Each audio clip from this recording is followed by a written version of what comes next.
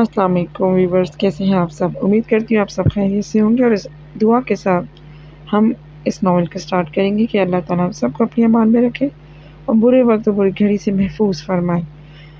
میرے اس channel S کے story listing time میں آپ کو خوش آمدید۔ آج کا ناول جو میں آپ کے ساتھ شیئر کروں گی اس کا نام ہے کھجور کا درخت، اور اس کی ایپیسوڈ 3 میں آپ کے ساتھ شیئر کرنے جا رہی ہوں۔ اس کے رائٹر کا نام ہے وجیہ سحر۔ یہ ایک horror thriller and love base story ہے، تو آئیے اس اسٹوری کا سٹارٹ لیتے ہیں۔ بختاور بی بی اب کیسی باتیں کر رہی ہیں؟ آخر وہ میری بیٹی سے چاہتا کیا ہے؟ اس کا کیا مقصد ہے یہ تو میں نہیں جانتی، لیکن جہاں تک میرے گیان کا علم ہے آصف حجاب کے حسن کا اسیر ہو گیا ہے۔ بختاور بی بی کی بات سن کے صباحت پھوٹ پھوٹ کر رونے لگی۔ بختاور بی بی نے اسے حوصلہ دیا، آپ کو پریشان ہونے کی ضرورت نہیں، میں سب سنبھال لوں گی، بس مجھے یہ پتہ لگانا ہے کہ وہ آصف جنات کے کس گروہ سے تعلق رکھتا ہے، وہ کس قدر طاقتور ہے، یہ سب جاننے کے بعد ہی میں کچھ کروں گی۔ بس آپ نے اتنا کرنا ہے کہ حجاب کو ان سب باتوں کا علم نہ ہو۔ یہ کہہ کے انہوں نے فون بند کر دیا۔ صباحت اپنے پسینے سے بھرا چہرہ صاف کرتے ہوئے کچن میں چلی گئی۔ اسے عجیب سی گھبراہٹ ہو رہی تھی، جیسے کسی نے اس کا دل پینچ کر رکھ دیا ہو۔ اس نے کچن کا کام بمشکل کیا۔ دوپہر کو کھانے کے بعد جب ثانیہ، حجاب اور تحریم اپنے کمرے میں چلی گئی تو صباحت نے احسان الحق سے بختاور بیوی سے ہونے والی گفتگو کا تذکرہ کیا۔ احسان الحق تب کر صباحت پر برس پڑے۔ میں نے تمہیں اس لیے منع کیا تھا کہ ان عاملوں کے چکر میں مت پڑو۔ بے شک بختاور بیوی کی قابلیت کا اعتراف ہے مجھے، لیکن یہ لوگوں کو اس طرح کے چکروں میں ڈال کر خواہ مخواہ پریشان کرتے ہیں۔ میں مانتا ہوں کہ اس طرح کے کیس ہوتے ہیں، لیکن لوگ تنگ آ کر عاملوں کے پاس چلے جاتے ہیں، لیکن ہمیں تو کوئی تنگ نہیں کرتا۔ میری بیٹی حجاب بالکل ٹھیک ہے، کوئی ضرورت نہیں ہے دوبارہ بختاور بیوی سے ملنے کی۔ احسان الحق کو غصے میں دیکھ کر صباحت خاموش ہو گئی، لیکن احسان الحق سے بات کر کے اس کا دل کا بوجھ مزید بڑھ گیا۔ رات کو اس نے مناسب موقع دیکھ کر احسان الحق سے بات کی۔ آپ کی بات اپنی جگہ درست ہے، لیکن میں ایک ماں ہوں۔ ماں کا دل بچوں کے سینوں میں دھڑکتا ہے، بچوں کا دل گھبرائے تو ماں کا دل بیٹھ جاتا ہے۔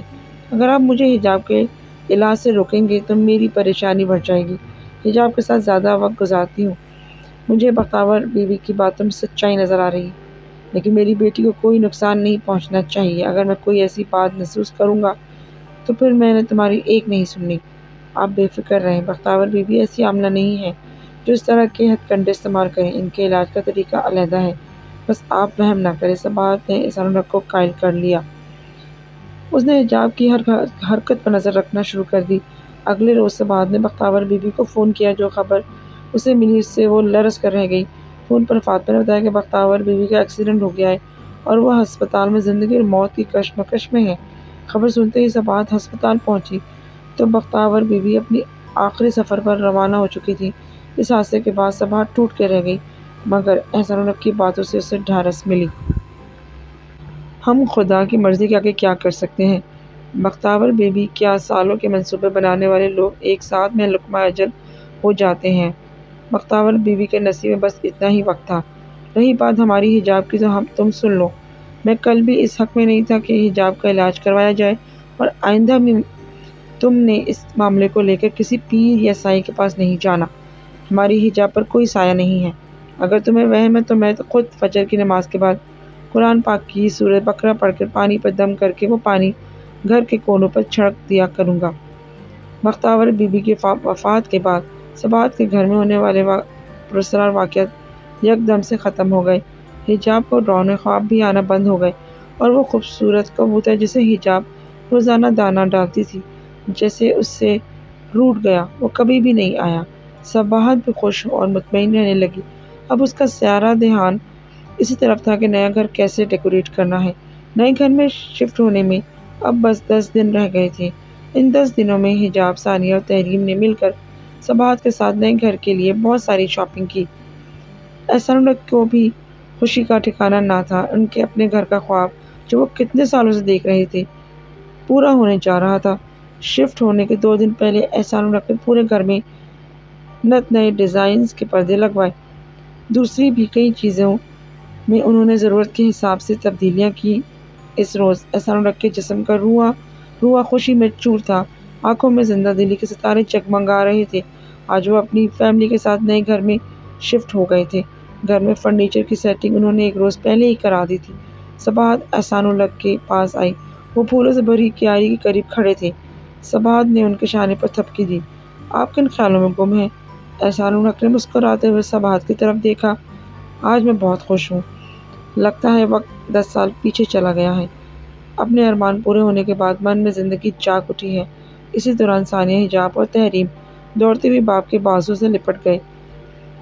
ابو، ہمارا گھر بہت خوبصورت ہے۔ احسان الحق نے اپنی بیٹیوں کو بازو میں کے حالے میں لے لیا۔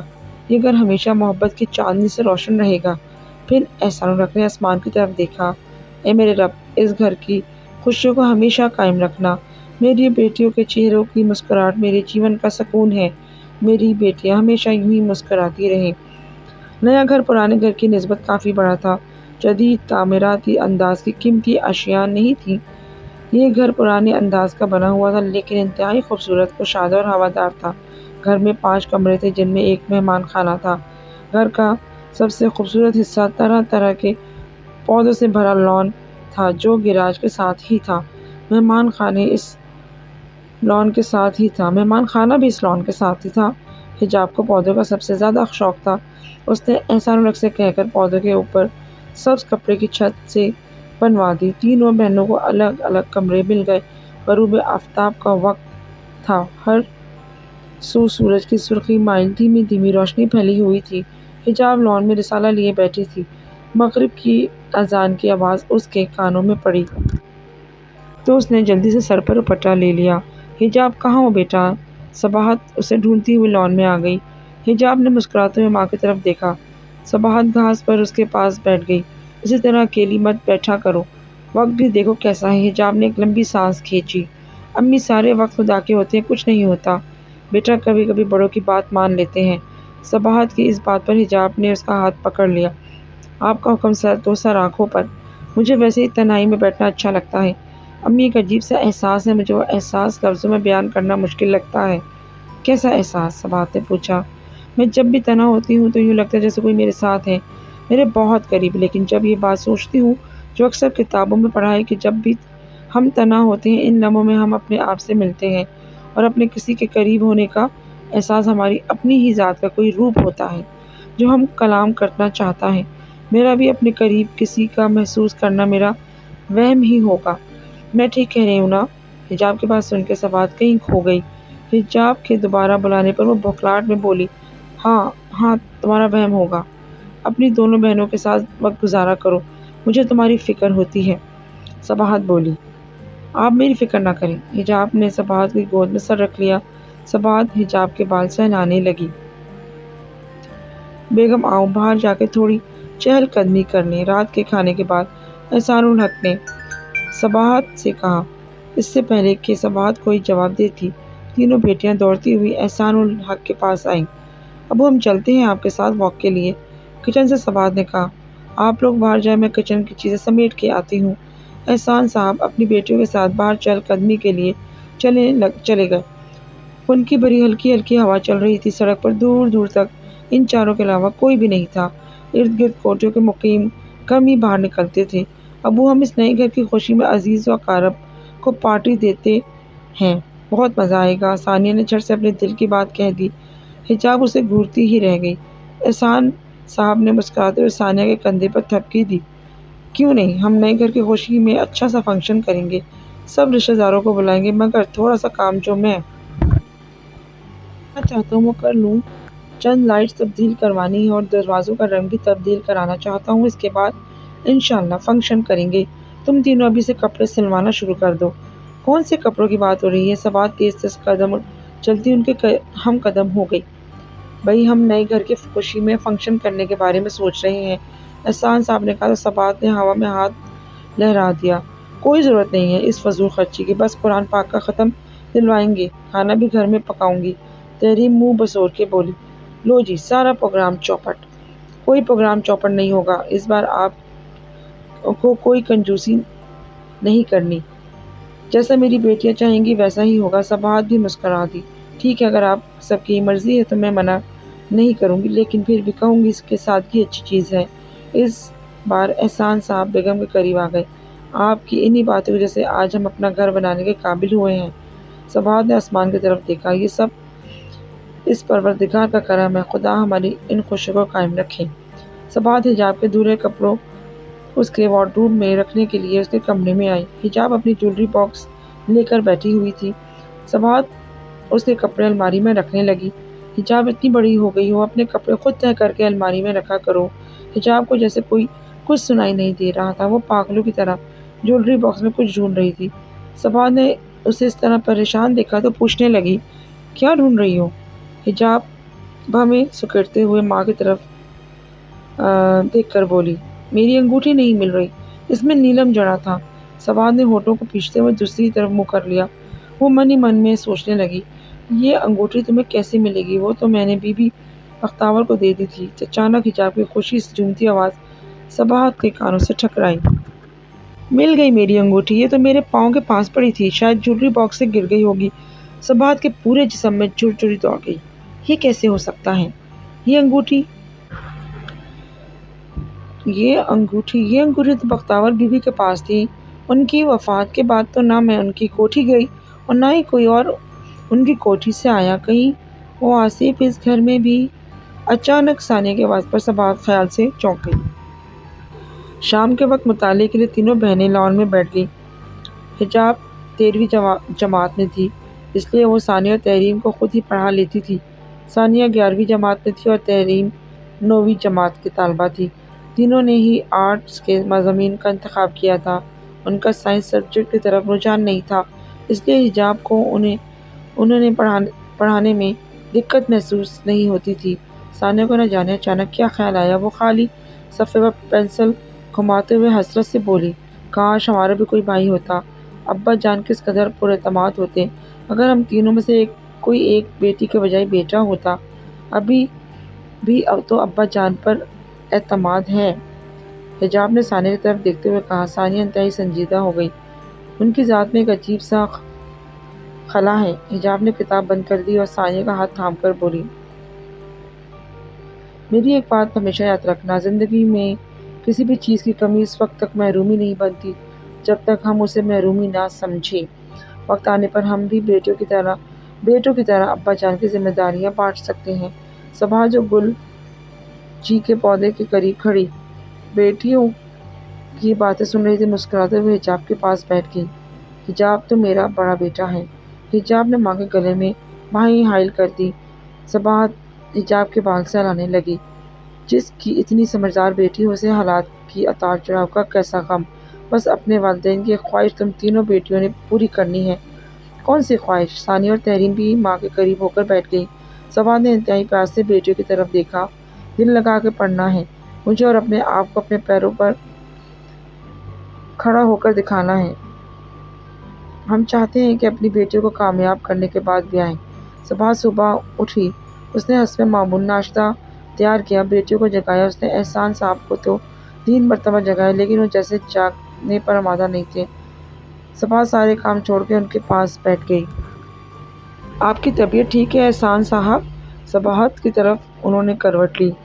سینے پر بوجھ سا ہے، وہ بولے، آپ آرام کریں، میں ملازم سے فون پر کہہ دیتی ہوں کہ وہ دکان کھول لیں۔ صباحت اٹھنے لگی تو احسان صاحب نے اس کا ہاتھ پکڑ لیا۔ کیا کر رہی ہو بیگم؟ یہ تو معمولی سا مسئلہ ہے، رات کے کھانے کے بعد واک کیے بغیر سو گیا، اس لیے ایسا محسوس ہو رہا ہے۔ میں دکان پر جاؤں گا، تم ایسا کرو کہ چائے کے ساتھ بسکٹ لے آؤ، میں فریش ہو جاتا ہوں۔ صباحت نے خفگی سے منہ پھیر لیا۔ پہلے کب میری بات مانی ہے جو مانیں گے؟ بیگم آپ کا حکم سر آنکھوں پر، لیکن یہ کاروباری معاملے آپ نہیں سمجھ سکتی، ویسے بھی طبیعت خراب ہوئی تو وہ دکان بند کر کے گھر چلے آئیں گے۔ احسان صاحب نے بیگم کو منا ہی لیا۔ احسان صاحب کے دکان پر جانے کے بعد صباحت گھر کے کام کاج میں مصروف ہو گئی۔ بیٹیوں کے آنے سے پہلے اس نے دوپہر کا کھانا تیار کیا۔ احسان صاحب بھی دوپہر کا کھانا گھر کھاتے تھے۔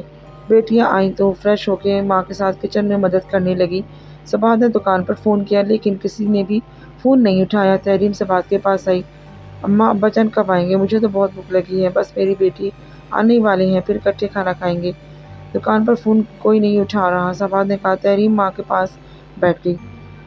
رش ہوگا دکان پر، آپ کچھ دیر بعد فون کرنا، شاید اٹھا لیں۔ صباحت نے کچھ دیر بعد 3-4 مرتبہ فون کیا لیکن کسی نے فون نہیں اٹھایا۔ وہ موبائل پر بھی کوشش کرتی لیکن موبائل آف تھا۔ حجاب اور ثانیہ بھی صباحت کے پاس بیٹھی ہوئی تھی۔ صباحت نے حجاب سے کہا، تم بہنوں کو کھانا کھلا دو، لگتا ہے کہ تمہارے ابا زیادہ مصروف ہیں۔ نہیں، ہمیں ابھی بھوک نہیں ہے، ہم ابا جان کے ساتھ ہی کھانا کھائیں گے، حجاب نے کہا۔ صباحت نے تحریم کی طرف دیکھا، تحریم کو بھی بھوک لگی ہے، اسے کھانا ڈال دو۔ تحریم نے حجاب اور ثانیہ کی طرف دیکھا، اگر یہ دونوں کھانا نہیں کھا رہی تو پھر مجھے بھی بھوک نہیں۔ تحریم نے سر جھٹک دیا، اگر کچھ دیر تک رابطہ نہ ہوا تو میں خود جاؤں گی۔ وہ بھی یہ سوچ رہی تھی کہ فون کی بیل دوبارہ بجے۔ جیسے انہوں نے فون اٹھایا اور جو خبر انہوں نے سنی تو وہ بیٹھتی چلی گئی۔ حجاب نے جلدی سے فون پکڑا تو ادھر سے کوئی آدمی بول رہا تھا کہ احسان صاحب کا انتقال ہو گیا ہے۔ اس سے پہلے کہ حجاب بات سمجھتی، فون بند ہو گیا۔ وہ ماں کے پاس بیٹھ گئی کہ اماں یہ سب کیا ہے؟ وہ کیا کہہ رہا تھا؟ یہ بات سنتے ہی صباحت چیخیں مار مار کے رونے لگی اور کچھ دیر بعد ہی احسان صاحب کے دوست ان کی میت گھر لے آئے۔ جو گھر تھوڑی دیر پہلے خوشیوں کا گہوارہ تھا، وہاں غمی کے بادل چھا گئے تھے اور ان سب کی دنیا اجڑ گئی تھی۔ ان سب کو یقین ہی نہیں آ رہا تھا، جس گھر میں وہ خوشی کا فنکشن کرانے کا سوچ رہے تھے، انہیں کیا پتا تھا کہ وہ رشتہ دار ان کے غم میں شریک ہوں گے۔ حجاب نے گریجویشن کے بعد ایک سرکاری اسکول میں ٹیچر کی ملازمت کر لی۔ احسان صاحب کا جنرل اسٹور ایک سیل مین چلا رہا تھا جس سے صباحت باقاعدہ حساب لیتی تھی۔ دکان کی آمدنی بہت کم رہ گئی تھی۔ دکان کا سیل مین اپنی جیب گرم کرنے کے چکر میں لگا رہتا اور صباحت کو یہ سننے کو ملتا، دکان گھاٹے میں جا رہی ہے۔ صباحت نے 2 سالوں میں 10 سال کی مسافت طے کر لی تھی۔ وہ بہت جلد بوڑھی ہو گئی تھی۔ حجاب گھر آئی تو وہ کافی خوش تھی۔ آج یکم تھی، اسے اسکول سے تنخواہ ملی تھی۔ ہر یکم کو اس کا چہرہ ایسے کھل جاتا اور جب مہینے کا آخر ہوتا تو اخراجات کی پریشانی اس کا چہرہ افسردہ اور آنکھیں ویران کر جاتی۔ وہ کوئی گھر کے کبھی کسی کونے میں اور کبھی کسی کونے میں بیٹھی رہتی۔ ثانیہ اور تحریم کالج سے کافی دیر پہلے آئی ہوئی تھی۔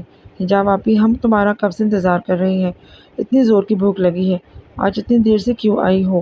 تحریم نے چیئر پر بیٹھتے ہوئے کہا۔ حجاب بھی فریش ہو کے کھانے کی ٹیبل پر بیٹھ گئی۔ آئندہ تم میرا انتظار مت کرنا، کھانا کھا لیا کرنا، میں نے 4 ٹیوشنز لی ہیں جو میں اوور ٹائم اسکول میں ہی پڑھایا کروں گی۔ پھر اس نے صباحت کی طرف دیکھا جو بیٹی کو کھانا سرو کر رہی تھی۔ اماں کل سے میں لنچ ساتھ لے جایا کروں گی۔ تحریم نے بے دلی سے لقمہ منہ میں ڈالا۔ ہاں لے جایا کرو، یہ دال کا سوپ اسکول والوں کو بھی پتہ چلے گا کہ ہم گھر میں کیا کھاتے ہیں۔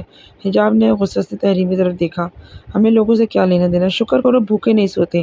تحریم نے کھانا چھوڑ دیا، کھانے سے زیادہ میں روز ان کے لیکچر سے تنگ آ گئی ہوں۔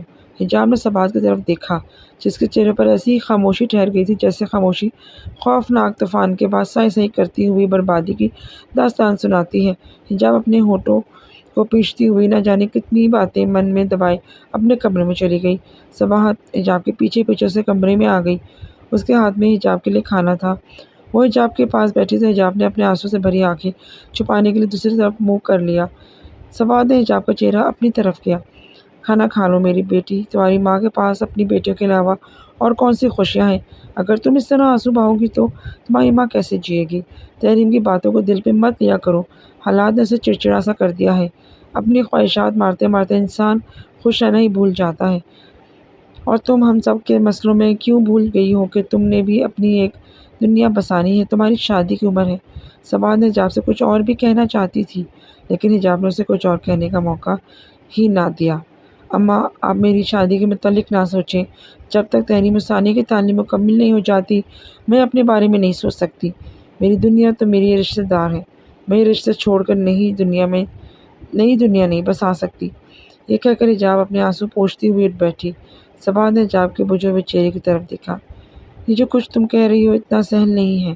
ثانیہ کمرے میں داخل ہوئی، اس کے ہاتھ میں لیٹر تھا، وہ لیٹر صباحت کی طرف بڑھاتے ہوئے بولی، یہ لیٹر آپ کے نام ہے۔ صباحت نے ثانیہ کے ہاتھ سے لیٹر لیا، لیٹر صباحت کے نام پر ہی تھا۔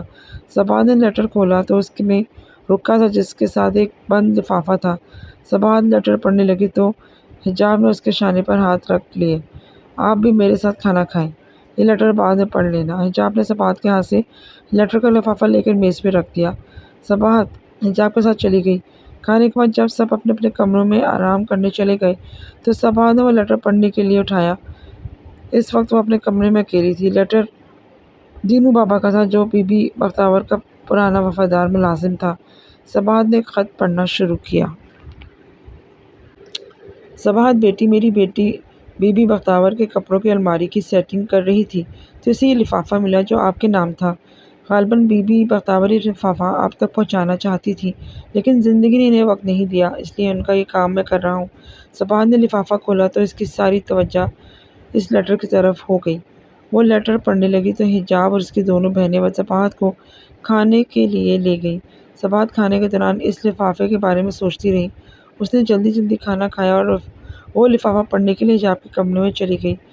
اس نے لفافہ اٹھایا اور حجاب کے کمرے کی طرف کھڑکی کے قریب کھڑی ہو گئی۔ اس نے لفافہ کھولا تو اس میں 4 سطریں لکھی ہوئی تھیں: صباحت، میں نے بہت کوشش کی کہ میں اس عفریت سے حجاب کی ہمیشہ ہمیشہ کے لیے چھٹکارا دلا دوں، لیکن وہ آصف جس گروہ سے تعلق رکھتا ہے اس کی طاقت کے آگے میرا بڑے سے بڑا علوم بھی محدود ہو جاتا ہے، لیکن اپنی جادوئی کرامات سے میں نے اس آصف کو 2 سال کے لیے قید کر دیا ہے۔ اگر زندگی رہی تو 2 سال کے بعد پھر اس مسئلے کا حل نکالوں گی، لیکن زندگی کا کیا بھروسہ۔ تمہیں خبردار کرنا چاہتی ہوں کہ وہ آصف 2 سال کے بعد حجاب کی زندگی میں واپس آئے گا۔